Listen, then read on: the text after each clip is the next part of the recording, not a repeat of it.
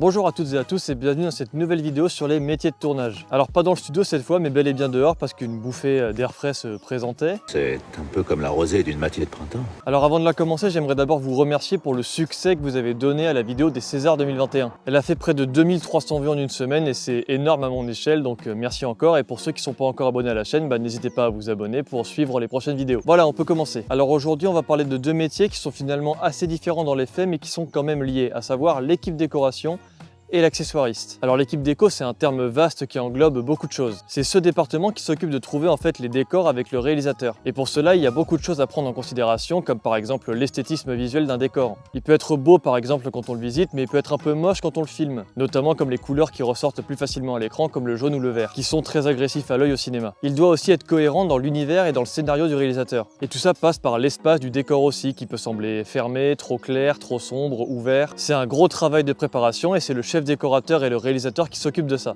Et parfois ça nécessite de construire soi-même le décor, par exemple dans un appartement, dans un immeuble pour les films futuristes ou pour les films d'époque. Donc il faut construire le papier peint, il faut construire les meubles, il faut aussi anticiper les installations des électros et des machinaux, etc. etc. C'est un travail en fait qui est extrêmement manuel et qui nécessite une grosse équipe. Et pour cela donc l'équipe est dirigée par ce qu'on appelle le chef décorateur, qui se charge du coup de préparer le décor avant que l'équipe de tournage n'intervienne. Et pour cela il est aidé par tout un tas de personnes, ça peut être ses assistants déco, mais ça peut être des menuisiers aussi, des chefs de construction, des régisseurs de construction. Le travail de décoration est très millimétré et il faut absolument que le plateau soit prêt quand l'équipe de tournage arrive. Il travaille aussi avec l'équipe costume et l'équipe habillage pour bien vérifier que tout est bien cohérent et que tout coïncide avec l'univers et le décor. Tout ce que vous voyez en arrière-plan dans un film a été conçu précédemment par l'équipe déco, sauf les forêts.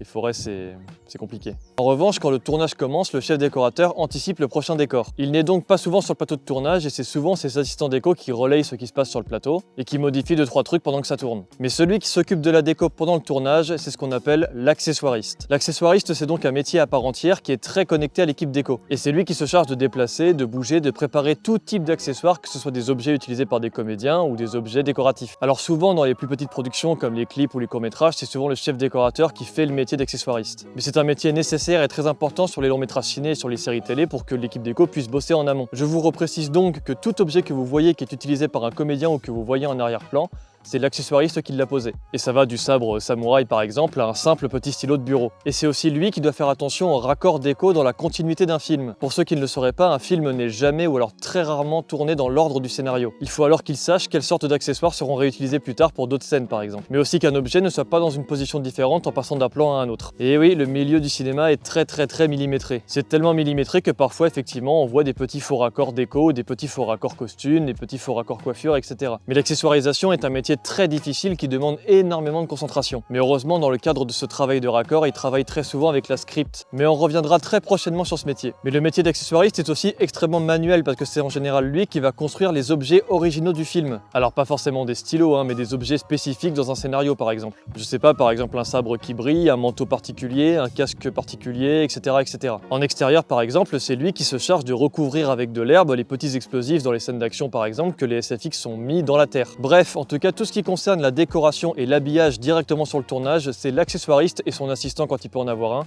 qui s'en occupe. Et de son côté, l'équipe déco travaille en amont sur les prochains décors. Et comme je vous le disais tout à l'heure, leur travail à eux, c'est de transformer complètement un immeuble ou de complètement décorer un studio. Et bien sûr, c'est un travail qui nécessite beaucoup de patience, beaucoup d'inventivité et aussi beaucoup de travail manuel. Et sans toutes ces personnes pour y travailler, il serait difficile de croire en un univers crédible dans un film. Et pas forcément de la décoration de science-fiction ou de films d'époque d'ailleurs, même moderne. Par exemple, moi je trouve la déco du film Parasite vraiment incroyable, il y a plein de détails qui fusent. Alors plusieurs écoles forment à la pratique manuelle, à la pratique décorative, mais il n'y a pas beaucoup d'écoles qui pratiquent la décoration cinéma très spécifiquement. Il faut donc pouvoir se frayer un chemin pour parvenir à travailler un jour sur un plateau de tournage. Concernant les salaires, alors sur un film d'annexe 1, encore une fois sur un film donc qui a un budget de plus de 8 millions d'euros, le chef décorateur est l'un des métiers les mieux payés dans le monde du cinéma, 2639 € brut la semaine, alors que ses assistants déco et l'accessoiriste sont payés 1211 € brut. Et pour rappel, évidemment, ces salaires sont inférieurs sur des films d'annexe 2 et d'annexe 3. Voilà, c'est la fin de cette vidéo, j'espère qu'elle vous aura plu, que vous aurez appris des trucs. N'hésitez pas à me rejoindre sur Twitter et Instagram et n'hésitez pas évidemment à commenter, à laisser un pouce bleu et à vous abonner à la chaîne. Et on se retrouve très bientôt pour de nouvelles vidéos.